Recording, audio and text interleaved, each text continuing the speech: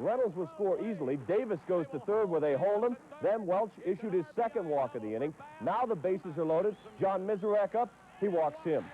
Walks in a run. The Astros bat around. They lead 3-1. Meanwhile, Jim Deshaies settled down and got some great defensive support. Denny Walling dives, throws home. Mizurek blocks the plate and forces Saxon home. The Astros hold on to win it. Bass later homered in the game, his 11th. Shays has won 4 in a row. Houston holds on to first, a half a game up. They needed the win, though. Actually, they're a half game back because San Francisco defeated Cincinnati. A 40-minute rain delay with the game tied at 1. It resumed, and the Giants rallied. Luis Quinones tripled with the bases loaded, and San Francisco went on to win it 5-1. They're still in first. At Fulton County, the Braves and Padres giving chase. Bottom of the 7th, Atlanta rallying. 2 on, Ted Simmons on to pinch hit. He drives it through the left side, ties the ball game, and puts the Braves back in. Next batter, Terry Harper on as a pinch hitter against new reliever, Gene Walter. He drives it to left. Carmelo Martinez comes on, tries to get Virgil at home, and the ball gets by him. Virgil scores easily. Simmons comes all the way around from first, and the bomb squad, as the Braves call themselves, have given him the lead. Top of the 9th, Marvell Wynn, the tying run at first base. Virgil guns him down trying to steal. The Padre rally is thwarted, and Atlanta holds on. They are still 3.5 behind the Giants, now tied with San Diego for third.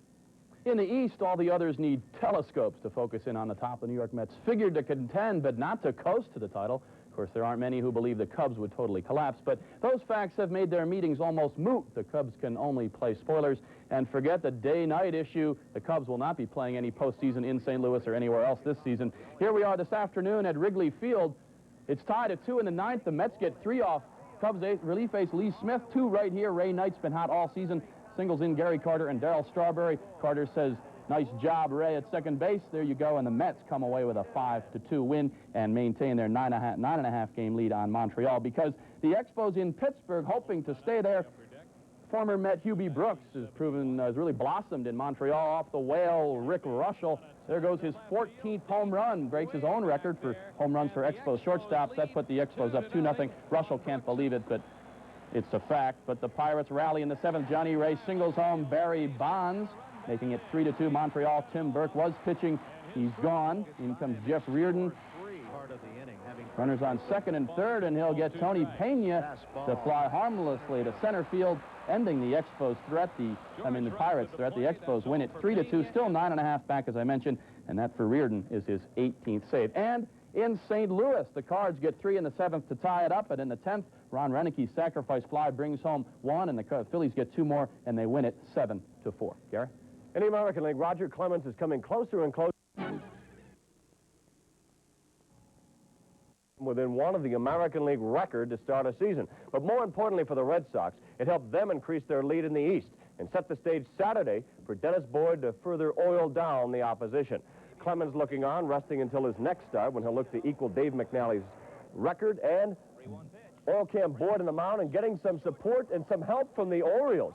The ball goes right through Cal Ripken's legs, and the Sox take a 1-0 lead in the 2nd inning. Then in the 3rd, Jim Rice drives it the other way. Off his fist, dumps it into right field. Wade Boggs scores, 2-0 Boston. Meanwhile, Boyd was pitching brilliantly, mixing it up on Baltimore, and even when he made mistakes, like this pitch to Al Pardo, which is taken deep to right field. Could have brought him right back in the ball game, but Dwight Evans, one of the premier right fielders in baseball, goes over the Fenway Park wall, takes it away, and Boyd wins his 7th of his last 8 outings, his 10th on the season. Bob Stanley saves it. Boston maintains and extends its lead because the Yankees are playing poorly at home. Joe Niekro in the top of the 1st, hammered by Lloyd Mosby. The Toronto center fielder's 10th home run of the season. Niekro didn't last the 2nd inning. In the 5th, his reliever, Alfonso Pulido, is on. He is facing Mosby. And again, over the wall, Mosby's 11th home run. In 2 nights, Toronto has scored 21 runs on 32 hits.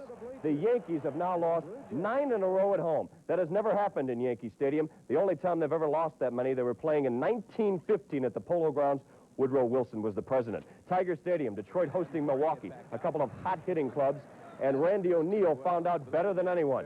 2 men on for Milwaukee, but that was the least of his worries when Cecil Cooper smashes one off his chest. O'Neal got knocked out of the game. Milwaukee loaded the bases, scored a couple of runs, took the lead. Top of the 5th, Detroit has taken a 5-3 lead, but then reliever Dave LaPointe becomes Bob Deere's 13th home run victim. Chet Lemon gives it a valiant effort, but it's out of there. And it's tied at 5. But Gerald Evans brought Detroit back and then some. Ray Searage for the Brewers gives up this 2-run shot that seals the Tigers' victory. They've won 4 straight.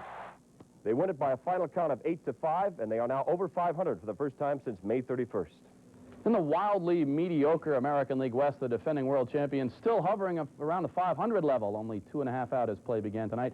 But you know that royal timing, stay close to the top, then wait for George Brett to heat up, turn it on in August and September, and then print playoff tickets. Of course, that reasoning assumes the rest of the West's willing. Kansas City in the Metrodome this weekend for a big 3-game set. And early on, Lonnie Smith hits the 2-run shot off Bert Blyleven. He's been struggling of late. It was 2-1 Royals. But the Twins come back thanks in large part to Kirby Puckett. He had a big afternoon. After they tie the game on Puckett's triple, Mickey Hatcher grounds to short. Buddy Biancalana throws it somewhere in the vicinity of Steve Balboni, but it was over his head, one of 2 costly Casey errors.